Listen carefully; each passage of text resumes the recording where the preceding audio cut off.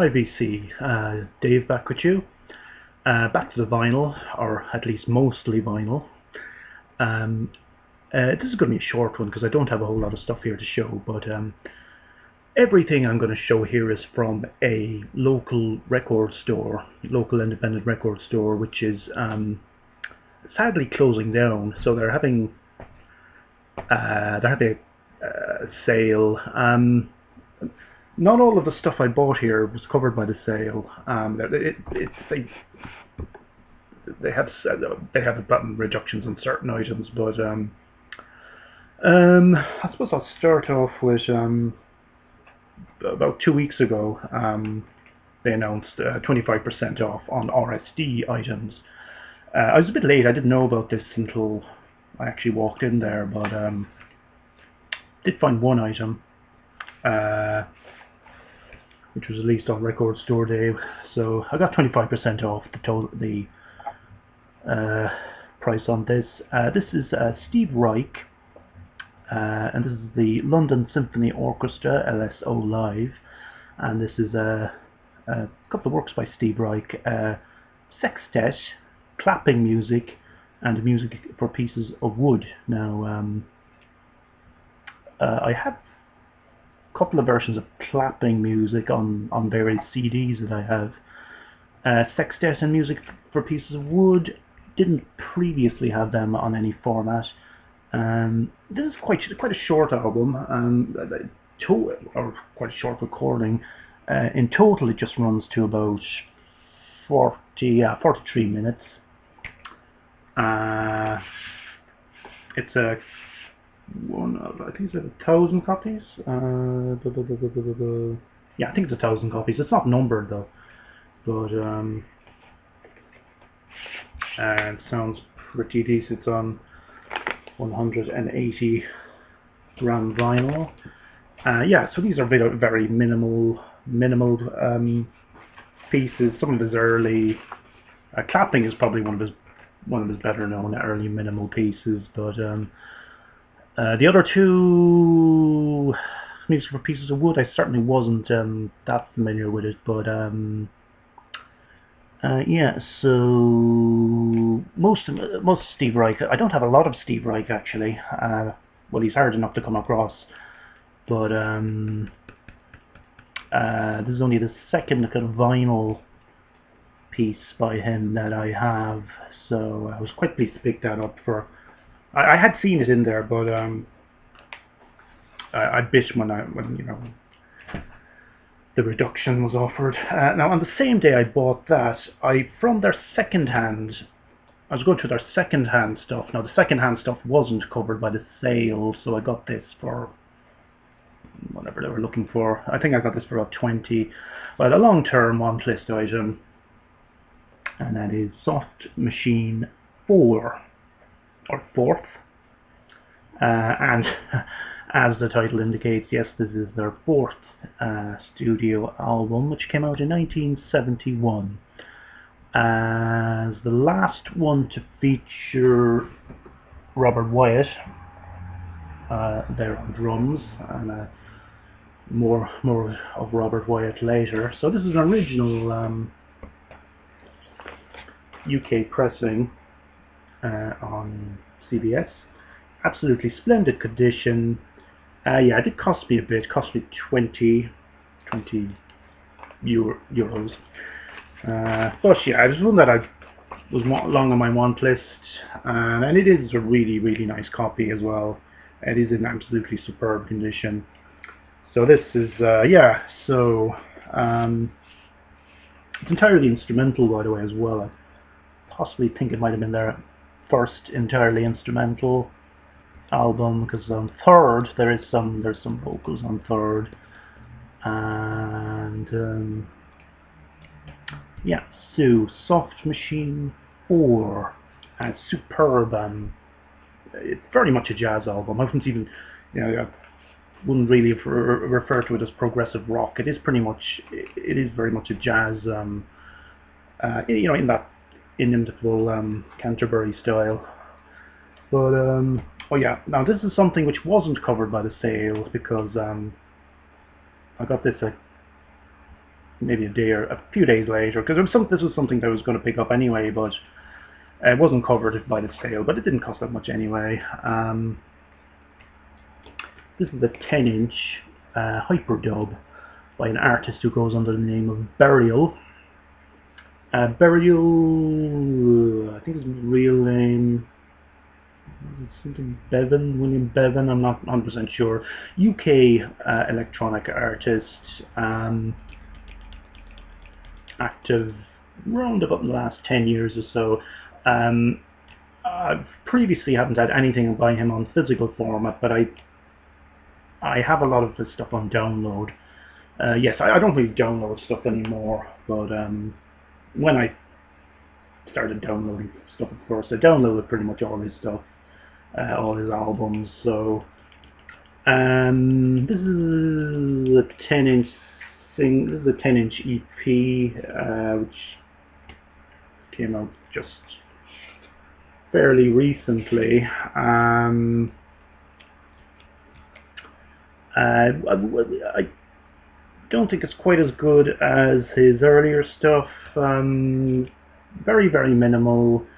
Yeah, it's good. It is pretty good, but it's not for anyone who's familiar with Burial's work. I don't think it quite holds up to his earlier stuff.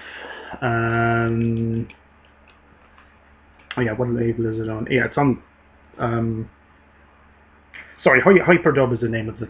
Sorry, Hyperdub is the name of the label. Sorry, I'm getting slightly mixed up. So side A is a track called Subtemple, and side B is a track called Beach Fires. So and pretty much all his releases come in that kind of generic, really nice kind of mirrored sleeve there, but they pretty much all have that sort of same minimalist design style. Okay, so I went back there yesterday, and yes, oh yeah, did I mention that the store is closing? Sorry, I don't know if I mentioned it. Yeah, they are actually closing at the end of the month, this store. An independent store, and they closed before, and they've moved around, but the location where they've been at, where they're currently at, I think they've been there about maybe 5-6 years. But anyway, I think they'll probably be back in some form or other. But anyway, at the moment they're running at 25% off. Since yesterday, I think, or maybe the day before, they've been running a 25% off sale on all new vinyl and 50% off all CDs.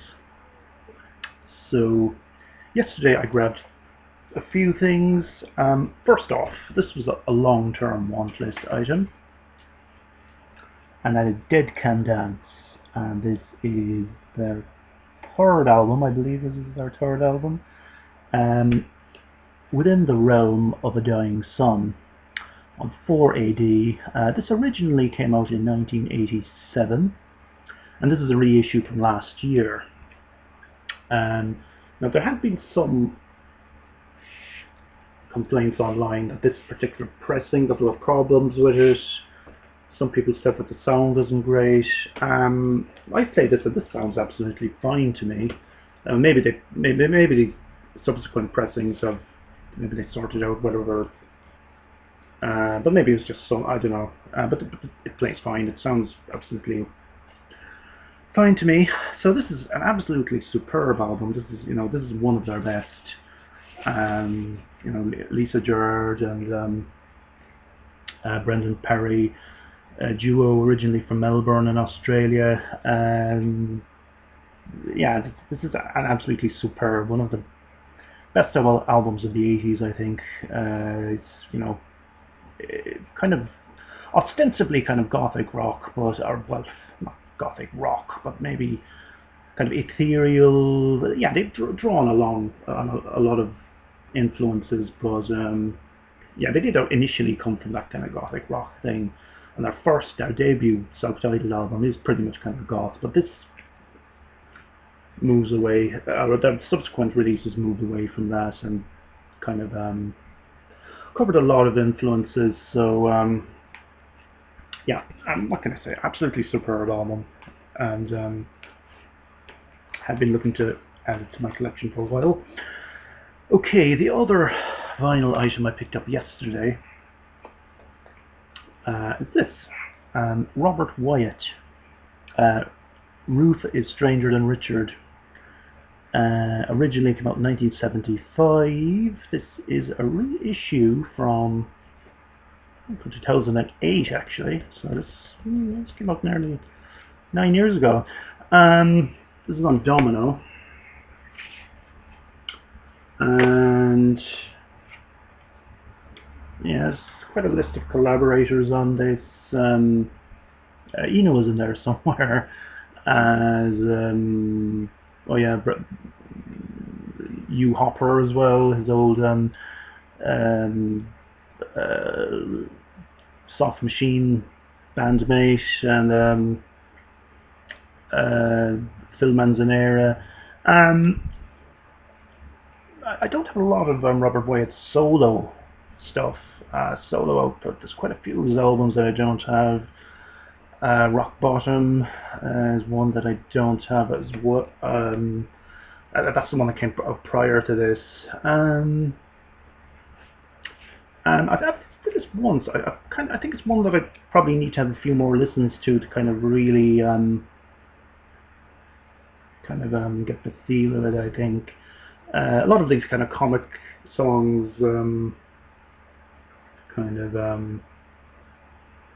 there's one song, Soup Song.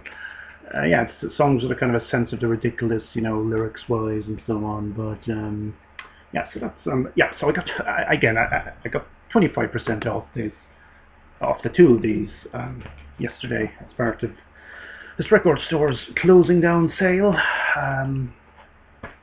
Okay, and as I said, I got two CDs. CDs are all 50% off. So starting off with this is by an artist called Actress, and I suppose stylistically quite similar to Burial, whom I showed there a while back. Actress is again another British musician. I think his real name is Daryl Cunningham or something Cunningham. I'm not sure. Records under the name Actress. I've been meaning to explore his. I think this is his third album. This came out in 2014, and oh sorry, it's called Ghettoville. So it's Ghettoville by Actress. Yeah, a lot of kind of things like electronic tape loops and a lot of these long kind of a genre that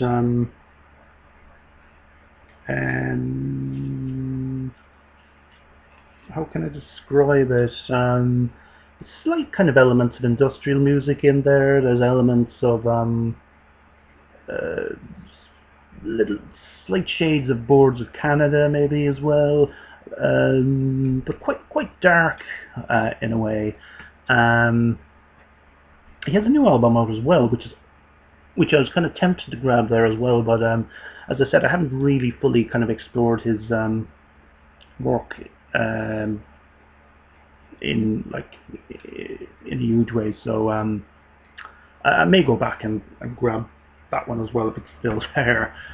The other CD I got is by Conrad Schnitzler, and this is called Con 3. So Conrad Schnitzler, legendary German electronic Berlin school, was in a very early lineup of, I think it was on the first Tangerine Dream album. He's also a member of Cluster, and this is one of a series of many solo albums which he put out over the years. This originally came out in 1981, so this is a reissue from a few years ago. I think it came out in Sky originally. So yeah, this is very kind of experimental, but I was quite surprised that there's vocals on this actually, because I don't think any of those other stuff I'd listen. It's quite kind of slightly kind of vocals, maybe slightly in the kind of vein of Kraftwerk, you know, with that kind of, you know, sung in German. Yeah, so yeah, quite a challenging listen, but still